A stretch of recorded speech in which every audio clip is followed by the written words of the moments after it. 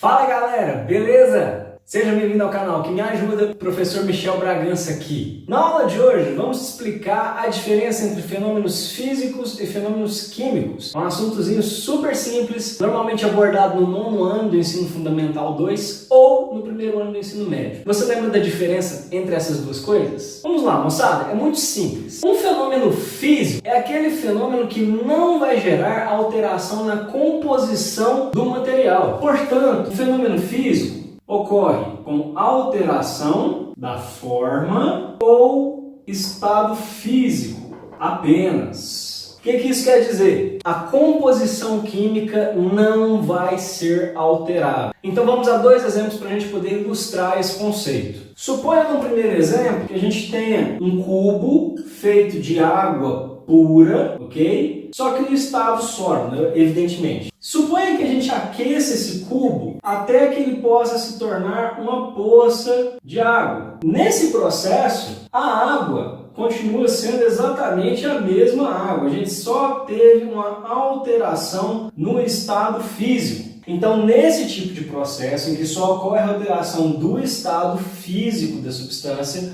a gente tem uma transformação ou fenômeno físico. Outro exemplo também. Imagine que a gente tenha, por exemplo, uma latinha de alumínio qualquer e que a gente vá amassar essa latinha de alguma forma. Quando a gente amassa a latinha, eu mantenho a composição dela. Ela continua tendo a mesma tinta, continua sendo feita do mesmo material. Eu simplesmente mudei a forma como ela se apresenta. Seria a mesma coisa você, por exemplo, pegar um pedaço de papel, embolar, amassar, rasgar. Você não vai alterar do que o material é feito. Então esses fenômenos que acontecem apenas com mudança de estado físico, mas não alteram a composição, ou com mudança na forma como o material se apresenta, eles não envolvem alteração da composição química. Portanto, isso é um fenômeno ou uma transformação física. O oposto vai ser quando a gente tiver um fenômeno químico. Aqui a gente pode chamar de fenômeno químico ou transformação química, mas existe uma palavra-chave muito importante que a gente usa demais, que só pode ser aplicada para esse caso, não pode ser aplicada para o outro,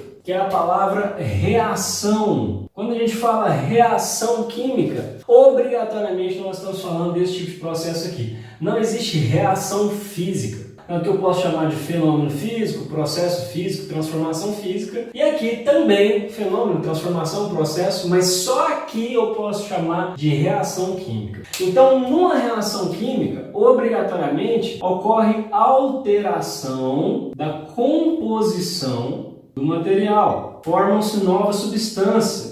Qualquer processo no seu dia a dia que você imaginar que aconteça com formação de alguma coisa ou que produza coisas que tenham características diferentes, provavelmente vai ser uma reação química. Exemplos. Suponha que a gente tenha uma vela e que a gente queime essa vela sob um pirizinho qualquer. Ao queimar essa vela, a gente acende lá a chama e queima essa vela. No processo, o que vai acontecer? A gente tem derretimento da parafina, mas evidentemente o pavio vai queimar, a gente tem emissão de luz, vai ter emissão de gases, vai ter emissão de calor. Essas coisas são indicativos que existe uma alteração na composição química. Então, nesse processo aqui, se eu queimo essa vela, à medida que ela vai queimando ao ponto de se derreter, etc. e tal, ocorre, obviamente, uma alteração da composição química. A gente teve formação de gases, de luz, etc. Outro processo. Suponha que a gente tenha uma maçã, por exemplo, e que a gente corte essa maçã ao meio, de modo que a parte interna da maçã fique exposta ao ambiente. Então, vamos pensar aqui, ó,